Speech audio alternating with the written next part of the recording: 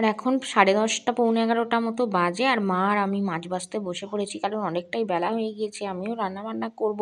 আর অনেকগুলোই মাছ এনেছে তোমাদের দাদাভাই, মৌরলা মাছ, তো মা একা বাছতে পারবে না, মায়ের তো এরকমভাবে বসলে কোমরের সমস্যা, তো তার জন্য আমিও লেগে পড়লাম আর কি, কাজ বাজ সেরে। তো দুজনে মিলে বেছে নিই। তো বাছা হয়ে গেল মাছ, এবার আমি ধুয়ে নিই। এবার মাছ খুব একটা ভালোভাবে ধুতেও, বয়স হয়ে গেলে যা হয় আর কি, বয়স হয়ে গেলে মানে মানুষের আর সেই রকমভাবে কাজ করার কি আর ক্ষমতা থাকে বলো। তো তার জন্য মা এরকমভাবে ভালোভাবে মাছ ধুতেও পারে না, তো তার জন্য আমি ভালোভাবে একটু ধুয়ে নিচ্ছি আর কি। নমস্কার, উৎসবপ্রীতি চ্যানেলের নতুন একটি পর্বে তোমাদের অনেক অনেক স্বাগত জানাই। তার সাথে সাথে জানাই শুভ সকাল। তো সকাল এখন প্রায় 11:10-15 মতো বাজে, আর এই তো আমি এখন তোমাদের সামনে চলে এলাম। সকাল থেকে প্রচুর ব্যস্ত ছিলাম, যার জন্য তোমাদের সামনে আসতে পারিনি। রবিবার মানে আমার তো দ্বিগুণ ব্যস্ততা, তোমরা জানো। ছেলে সকালে বেরোলো, তার জন্য ডিম আলুর তরকারি, ভাত এইসব করলাম আর কি। আর রুটি করে দিলাম, ডিম আলুর তরকারি দিয়ে রুটি নিয়ে গেল। তো এই সমস্ত করে ওকে খাইয়ে দাইয়ে বের করে দিলাম। তো তারপরে এবার আমার যুদ্ধ শুরু হলো, মাজা ধোয়া, মানে ঘর বারান্দা মোছা পরিষ্কার করা আর কি। তারপরে আনাজ কাটা, আনাজগুলো কেটে নিলাম। আর তোমাদের দাদাভাই আজকে আবার বললো চিকেন খাবে, কারণ অনেকদিন তো চিকেন খায়নি, তো অপারেশান হয়েছিল, তো তার জন্য আমাদের দাদাভাই বললো চিকেন খাবে, তো সেই কারণে আবার একটু চিকেন নিয়ে এলো। তো তার জন্য আবার আলাদা করে আনাজপাতি কাটা আর সব কিছু করে নিলাম। তো করে নিয়ে আর দেখলে এবার মাছ ভাজলাম, তো মাছ টাছও বেছে ধুয়ে নিলাম। তো এবার দুটো খাবো, খেয়ে দিয়ে রান্নাবান্নার দিকে যাবো।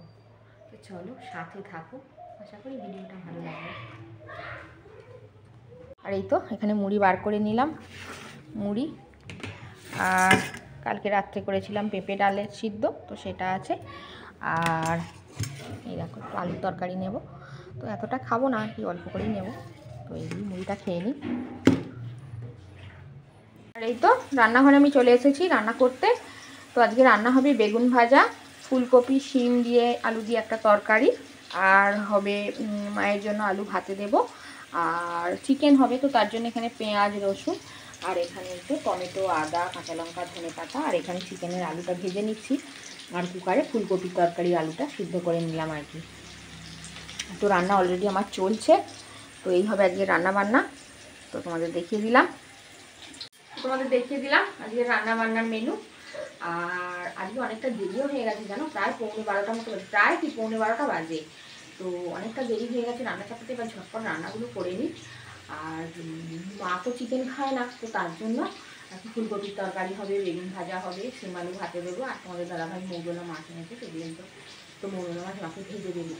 আর আমাদের তো চিকেন হবে, চিকেন হলে আমাদের আর অন্য কিছু লাগে না। তোমাদের দাদাভাইও পছন্দ করে না অন্য কিছু খেতে, চিকেন হলে ছেলেও পছন্দ করে না, আর আমি তো অত পছন্দই করি না।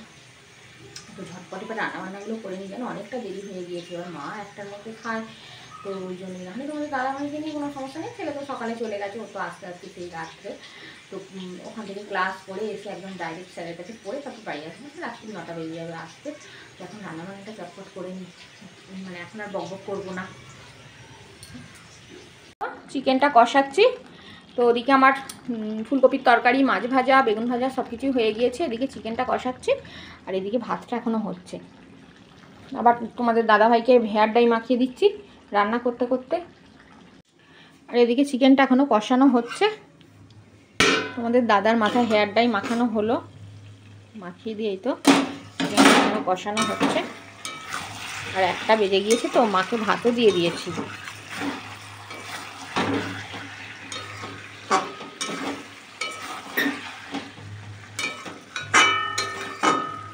আর একটুখানি কষানো হোক, তারপর আলুটা দেব। আর এখানে মাকে ভাতও দিয়ে দিয়েছি, তো মা ভাত খাচ্ছে। চলো দেখি তোমাদের দাদাভাই কোথায় গেল। ওদিকে রাস্তার দিকে হয়তো চলে গিয়েছে।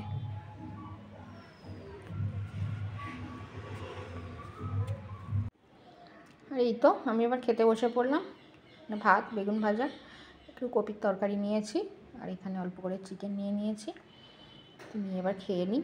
এখন প্রায় 2:45 মতো বাজে, অনেকটাই বেলা হয়ে গেল কাজকর্ম করতে। তো খাওয়া দাওয়া করে নিই, তারপর তোমাদের সামনে আসছি। হ্যালো ফ্রেন্ডস, এখন 3:20 মতো বাজে। আর এই তো আমি রেডি হয়ে নিয়েছি, যাবো একটু তোমাদের দাদাভাই আর আমি একটু ঘুরতে, কারণ কোথাও তো ঘুরতে সেরকম যাওয়া হয় না। তো চলো একটুখানি ঘুরে আসি, তো সাথে তোমাদেরও নিয়ে যাবো। চলো বেরিয়ে পড়েছি।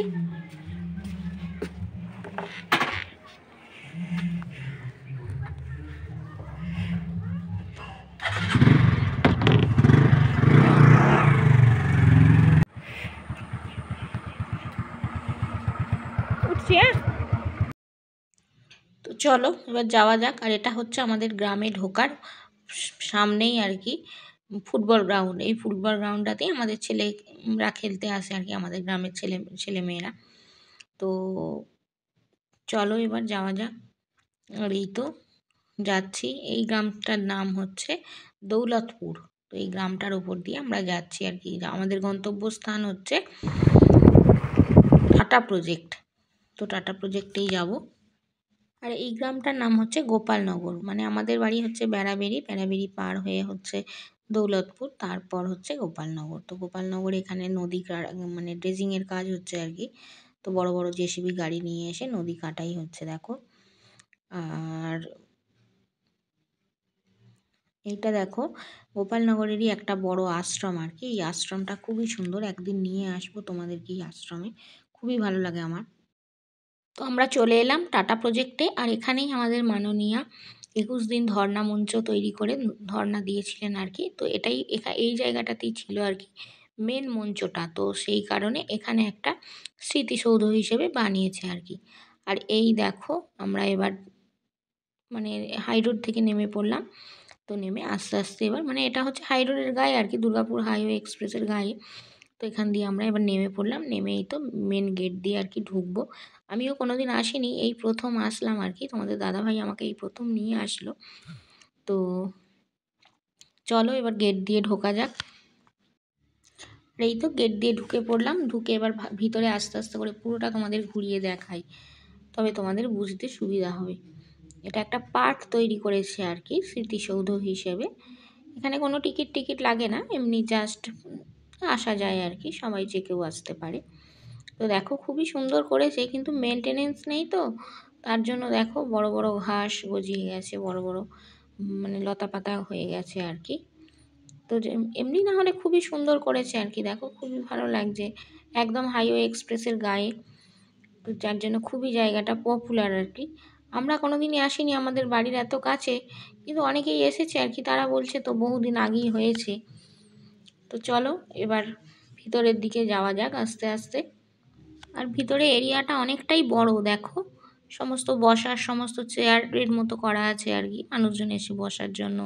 এখানে বাচ্চাদের খেলার জন্য স্লিপার করা আছে, দোলনা আছে। আর এদিকে দেখো না খুব সুন্দর ঘাস দিয়ে তৈরি করা ওই হাতি জিরাফ ওইগুলো, বেশ খুব সুন্দর লাগছে দেখতে। পরিবেশটাও খুব সুন্দর, শান্ত স্নিগ্ধ। আর এটা কিন্তু একটা শ্মশান, জানো তো। তো এখন মডিফাই হয়ে সুন্দর হয়েছে, আগে কিন্তু এত সুন্দর ছিল না। তোমাদের দাদাভাই বলছিল যে জাস্ট খালি একটা শ্মশান, একটা ছোট্ট মতো ছিল, ঘর মতো। তো সেখানে কালী মায়ের একটা মূর্তি ছিল, তো সেইভাবেই ছিল আর কি। আর হাই রোডের ধারে, তখন তো এরকম ছিল না। আর এখন আস্তে আস্তে করে হাই রোডেও যেমন মানে বড় হচ্ছে আর কি, তো রোডের ধারে এই সমস্ত জায়গাগুলো তৈরি হচ্ছে। তো খুবই সুন্দর লাগছে আর কি। তো এখানেই আমাদের মাননীয়া আর কি ধর্নায় বসেছিলেন।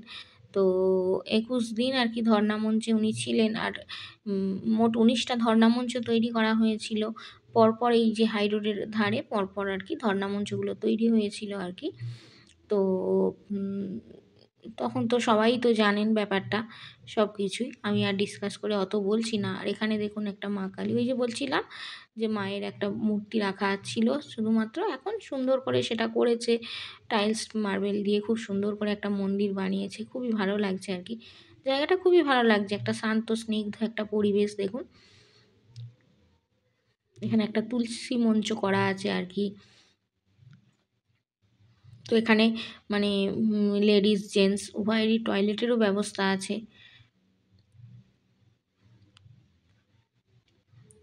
তো চলো এবার এই সিঁড়িটা দিয়ে ওপরের দিকে উঠি, দেখি ওপরের দিকে কি আছে।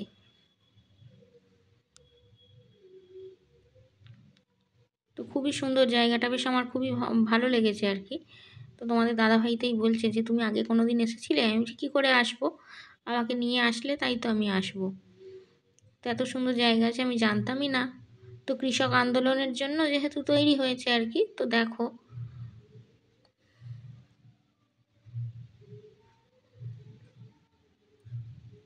একদম হাই রোডের গায়ে খুবই সুন্দর লাগছে আর কি, জায়গাটা খুবই ভালো লাগছে দেখো।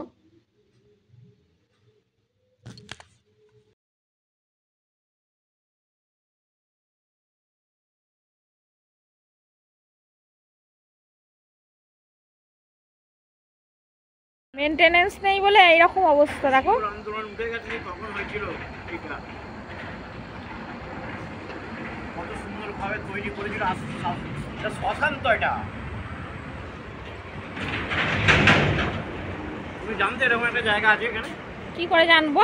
তাহলে তুমি ভালো আমাকে এই দিক দিয়ে যাচ্ছি, এই দিক দিয়ে যাচ্ছি।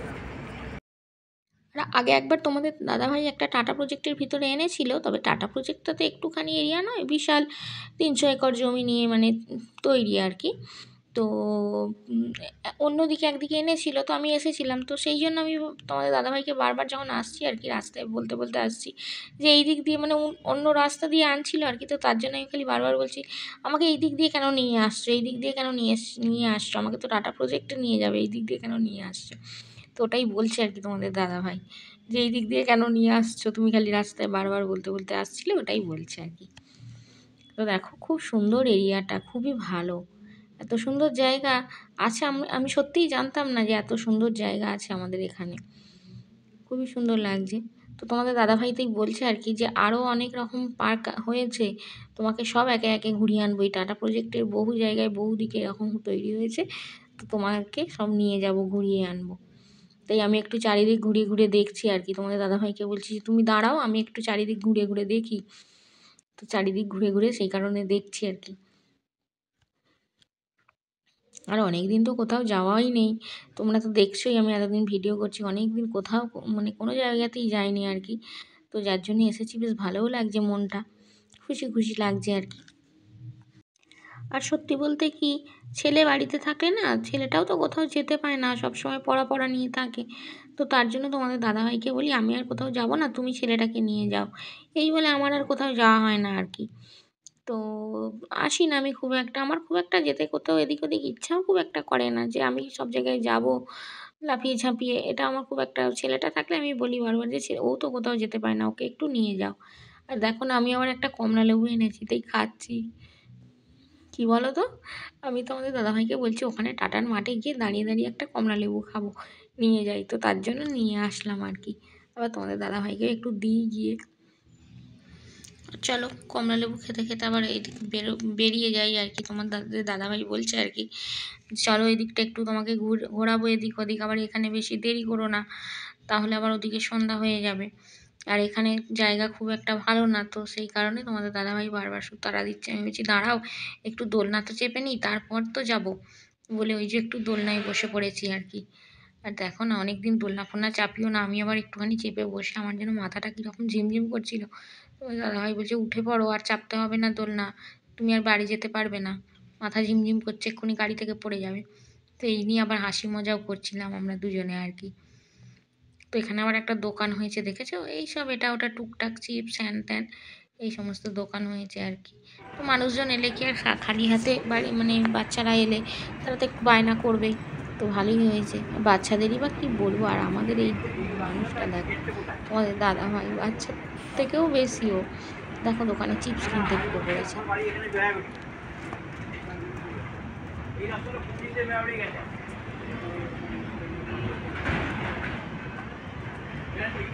ওই রাস্তাটা যাওয়া যায় না, ওই যে রাস্তাটা এখান থেকে আসছে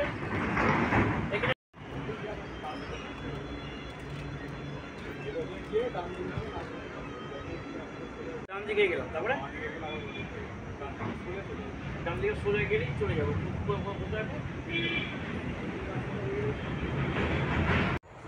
আর এই তো তোমাদের দাদা ভাই আবার চিপসের প্যাকেট কিনলো, তো দুটো প্যাকেট কিনেছে, আমি বলি একটা ছেলের জন্য রেখে দিই আর একটা নিয়ে যাই, খেয়ে যাই আর কি।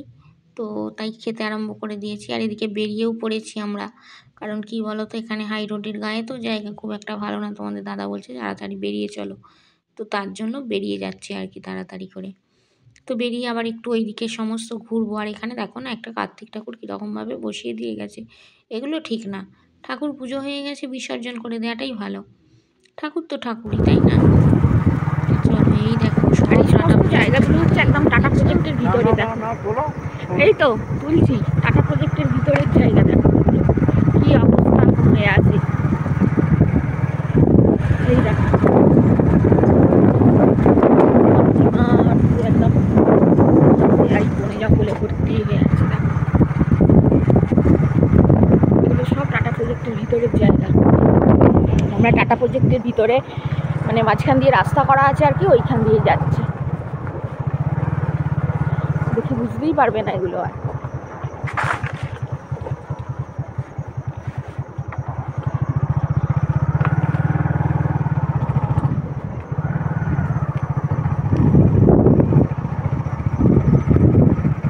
দেখছো এগুলো সবই টাটা প্রজেক্টের জায়গা।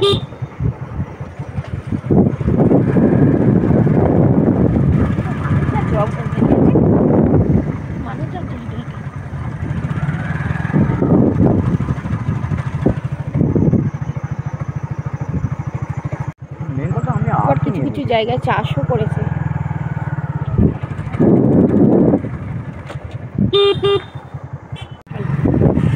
এগুলো সব টাটা প্রজেক্টের জায়গা। দেখো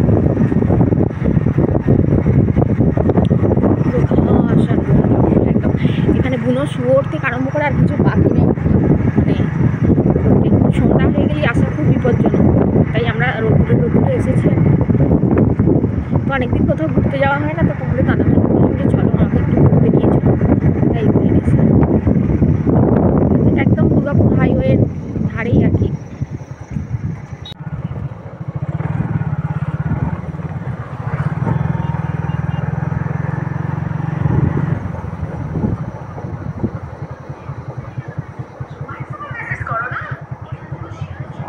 পিকনিক পিকনিক হচ্ছে নাকি? পিকনিক হচ্ছে, পালিয়ে চলো, লোকজন পিকনিক করছে এখানে।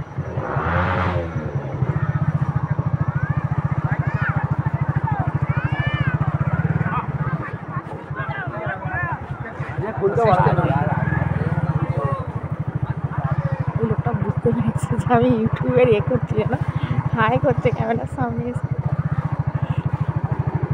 সেই আশ্রমটা হ্যাঁ এখন জমজমাট আছে, দেখো মানুষ আছে। দাঁড়াও একটু ভিডিও করি।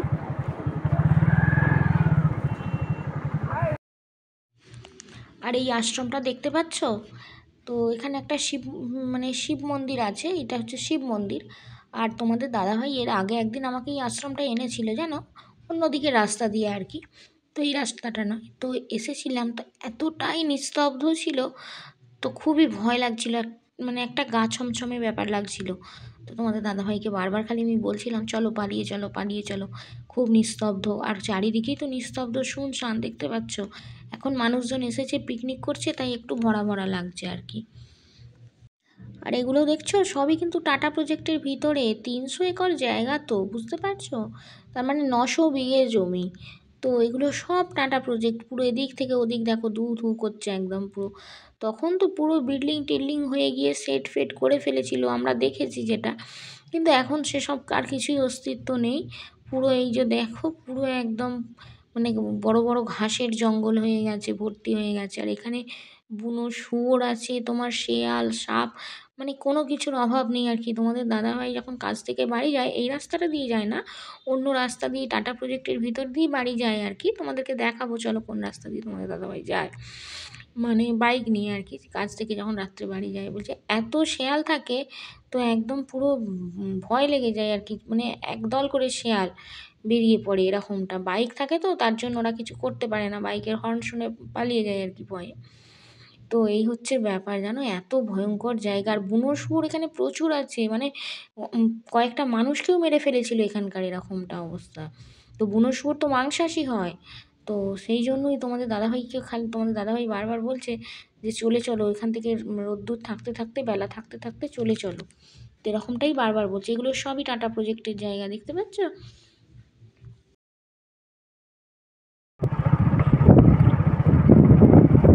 মাঠ একদম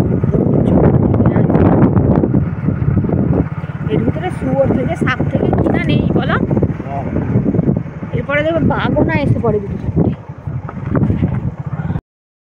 আর এটা দেখো একটা বাংলো তৈরি হচ্ছিল, দেখেছো? এটা কিন্তু টাটা প্রজেক্টেরই বাংলো তৈরি হচ্ছিল আর কি, কীরকম মানে ভাঙাচোরা অবস্থায় এখন পড়ে আছে। তো তোমাদের দাদাভাইকে সেটাই বলছি আর কি, যে যা এরিয়া তৈরি হয়ে গেছে, যেন দুটো চারটে বাঘ এসে থাকলেও মানে তারা এমনই, মানে তাদের এখানে রাজত্ব শুরু হয়ে যাবে, এমনই জায়গা, এমনই পজিশন আর কি। তো এবার আমরা ফাঁকার দিকে বেরিয়ে আসছি, হাই রোডের দিকে বেরিয়ে আসছি আর কি। তো হাই রোডের গায়ে এসেই পড়েছি প্রায়। তো দেখো না, আর এই দেখো সমস্ত সাঁকো টাকো সব তৈরি হয়েছিল, সব এখন সব ওই রকম অবস্থায় পড়ে আছে সব। দেখো এগুলোও সব অফিস টফিস তৈরি হয়েছিল। তো এখন এখানে একটা পুলিশ ফাঁড়ি তৈরি হয়ে গিয়েছে আর কি ওই দিকটায়। তো তখন তো প্রচুর পুলিশের গাড়ি আসতো, প্রচুর পুলিশের গাড়ি। আমাদের বাড়ির সামনের ওই রাস্তা দেখেছো, পাকা রাস্তা, ওই রাস্তা দিয়ে প্রচুর পুলিশের গাড়ি, মানে মিছিল মিটিং কি না, মানে বিশাল, মানে আমরা জিনিস দেখেছি আর কি। আর এই দেখো এটা একটা পাওয়ার প্ল্যান্ট, টাটা প্রজেক্টের নিজস্ব পাওয়ার প্ল্যান্ট তৈরি করেছিল। দেখছো কত বড়, বিশাল বড় একটা পাওয়ার প্ল্যান্ট তৈরি হয়েছিল। তো দেখো আমরা এবার হাই রোডের গায়ে উঠে পড়লাম আর কি। তো হাই রোডের গা দিয়ে গিয়ে আমরা আরেকটু কিছু দূর গিয়েই আর কি আবার সেই টাটা প্রজেক্টের ভিতর দিয়েই যাবো আর কি, যাওয়ার রাস্তা আর কি আমাদের বাড়ি যাওয়ার। তো চলো দেখো কীরকম পজিশন। আর এই দেখো এই রাস্তাটা দিয়েই তোমাদের দাদাভাই বাড়ি যায়, হাই রোড থেকে এই রাস্তাটা ধরে বাড়ি যায়। এটাও কিন্তু টাটা প্রজেক্টের ভিতরেই, এটাও টাটা প্রজেক্টের ভিতরে, মানে টাটা না হওয়ার জন্য এখানে সব আবার মন্দির টন্দির সব কিছু তৈরি হয়ে গিয়েছে আর কি। এখানে যেমন মানুষ পেরেছে করে নিয়েছে আর কি। তো এখন তো আর কেউ বুঝতে পারবে না কার কোনটা জমি বা কিছু, কেউ কিচ্ছু বুঝতে পারবে না। এগুলো দেখো টাটা প্রজেক্টের ভিতরে সমস্ত কিছু ধূলিসাৎ হয়ে গিয়েছে, কারো কিচ্ছু আর বোঝার উপায় নেই যে কার কোনটা জমি বা কিছু। এরকমটা দেখছো না, ওই জন্য মাঠকে মাঠ শুধু ঘাস হয়ে পড়ে আছে, কিছুই নেই এর মধ্যে আর কি। আর কিছু মানুষ কিছু সামান্য হয়তো সামনের দিকটা একটু চাষ করেছে, সামান্য কিছু করে, নাহলে এই সমস্ত জমিতে প্রচুর চাষবাস হতো, প্রচুর চাষবাস হতো। 3 ফসলি জমি এগুলো, ধান হতো, আলু হতো, পাট হতো। আর এখন কি অবস্থায় পড়ে আছে দেখলেও যেন কীরকম হবে, তাই না বলো? এগুলোও কিন্তু টাটা প্রজেক্টের ভিতরের জায়গা, মানে 900 বিঘা জমি। তো তো এইবার আমরা সামনের দিকে চলে এলাম, একদম গ্রামে, মানে খাসের ভেড়ি যে গ্রাম, সেই গ্রামে ঢোকার মুখের এই রাস্তায় চলে এলাম। তো বেরিয়েও পড়লাম এবার আমরা। তো চলো এবার বাড়ির দিকে যাওয়া যাক। আর ভিডিওটাও বেশি বড় করব না, আমরা অলরেডি খাসের ভেড়ি গ্রামে ঢুকে পড়েছি আর কি। এবার এখান থেকে আমাদের পরের গ্রাম বেড়াবেড়ি ঢুকে যাব। তো আজকের মতো এখানেই আসছি, নমস্কার।